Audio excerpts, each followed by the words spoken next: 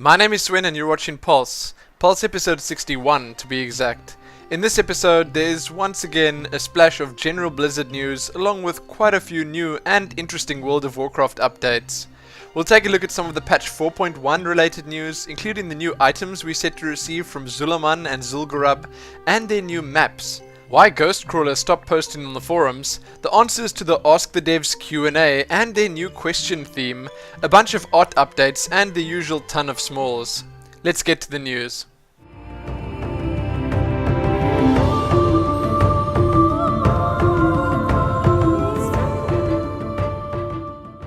The official contest rules, details and prizes for the Blizzard Entertainment 20th anniversary video contest have been revealed. The prizes include an all expenses paid trip to BlizzCon, keyboards, mice and headsets from Razer, SteelSeries and Creative Labs, drinking vessels from Taverncraft, action figures from DC Direct, and even custom posters featuring your very own character from Print Warcraft.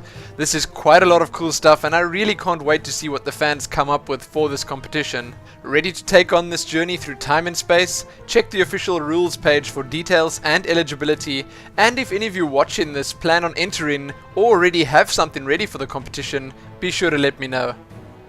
Let's head on over to the World of Warcraft news.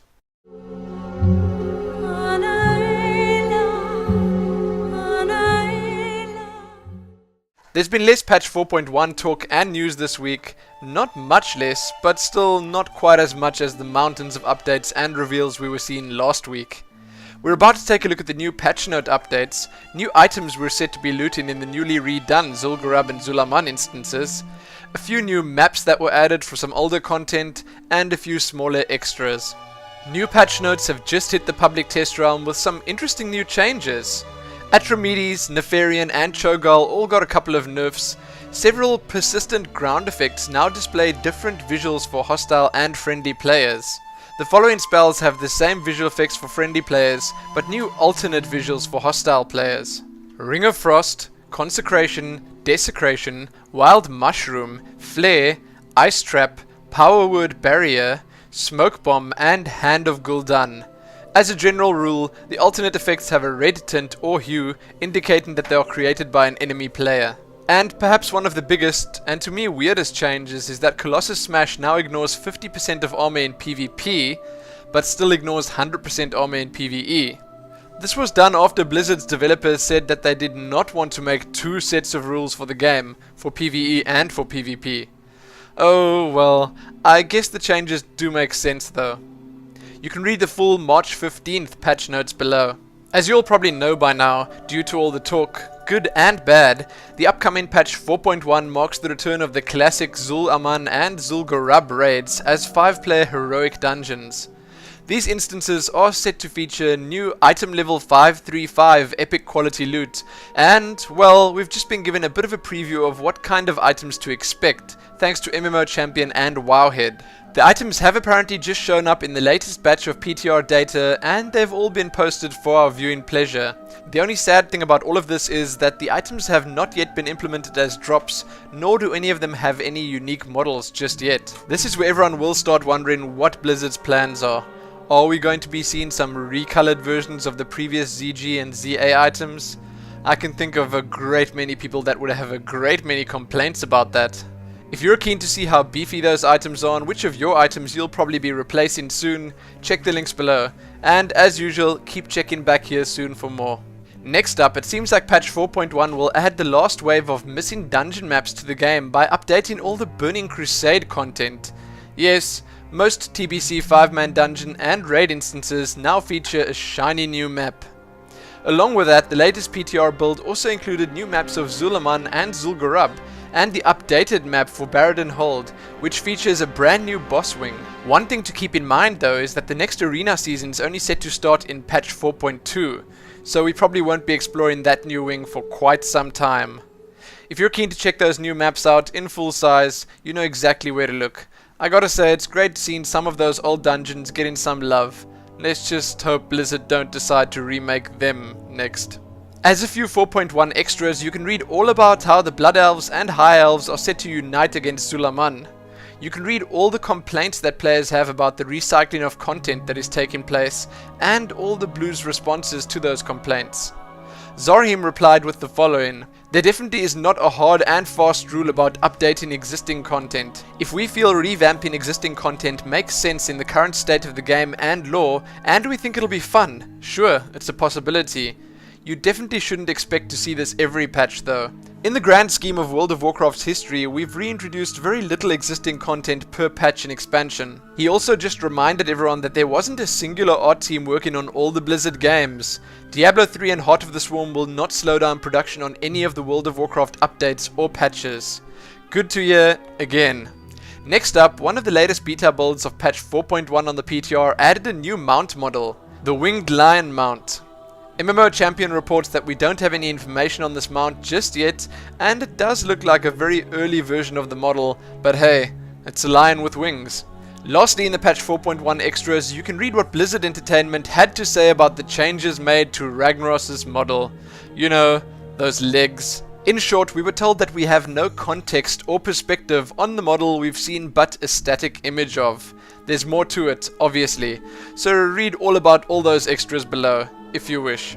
What I will call a concerned fan or fellow World of Warcraft player recently posted an open letter to Ghostcrawler pretty much thanking him for, during the Wrath era, giving us, as the players of their most epic and intricate of games, a view into the development process and for caring enough to read, listen and impart. Sadly for the fan, or I guess all of us, there was no response from Ghostcrawler himself, but Bashiok did step in to enlighten the masses. He basically just said that the forums have always been about players talking to players, and they don't want to foster any expectation that everything will get a blue response if the poster tries hard enough. Bashiok says that while Ghostcrawler did add a lot to the forums, the North American forums, he says that he is sure that Blizzard can reach more players, especially those in other regions of the world, through their blog posts or concerted Q&As. After that, Bashiok just lists all the reasons that the blog posts actually work better, and he makes a lot of sense while doing so.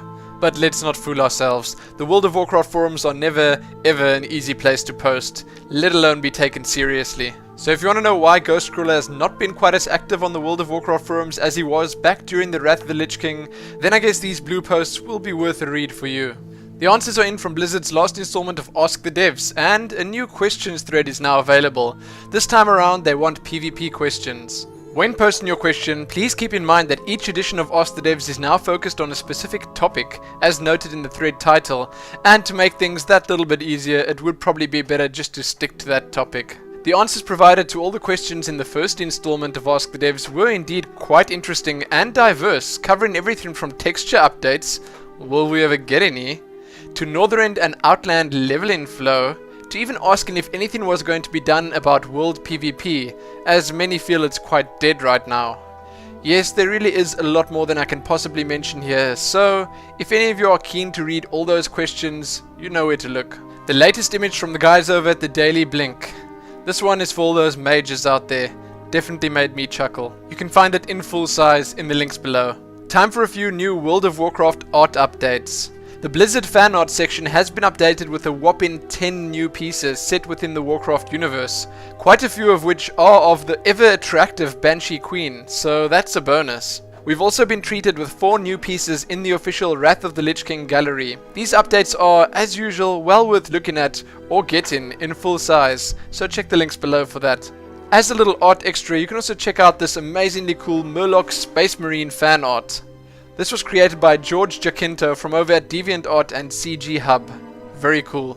Let's head on over to the World of Warcraft Smalls. On the official World of Warcraft community site, you can find the next new player tips post. This is about fishing, as well as a poll about the same topic. WoW Insider reports about the Razor Switchblade concepts that were shown at the GDC 2011. Wowhead has made a couple of updates to their site. This includes new profiler features, custom stat weights and reforging, as well as anvil and forge tracking and polls for premium members. You can find BlizzBlue's episode 9 out, titled Androbots in Jarl's BGs. There's a Cataclysm level 1 to 60 leveling flow guide up over at Wowhead. This is a must-have for anyone leveling a character in Cataclysm. There's a pretty odd post up over at Kotaku, which is sort of related to World of Warcraft. This woman used Japan's tragedy to troll the entire internet. BlizzPlanet reports that we can expect World of Warcraft Wolfart by Richard A. Knock on October 11th of 2011. You can read a post about the GDC 2011 and what J. Allen Brack had to say about Cataclysm there. You can read about the PAX East Expo and the World of Warcraft trading card games presence there. You can also find a release date list of all Blizzard's various products launching in 2011 at BlizzPlanet. And no, this does not include the games that are releasing. You can find PST episode 20 and the next weekly Marmot dealing with RNG right here on YouTube, as well as a Death Knight that managed to solo Yogg Saron. Lastly, you can find the latest episode of MMO Report below as well. That's it for the smalls, and that's it for this episode. I hope you all had your fill of World of Warcraft news. Remember to keep checking back here soon for some StarCraft news updates too. Thanks again for watching, liking the video, leaving those comments, favoriting it, sharing it with your friends and everyone else, and subscribing. Most importantly though, happy white lion with wings.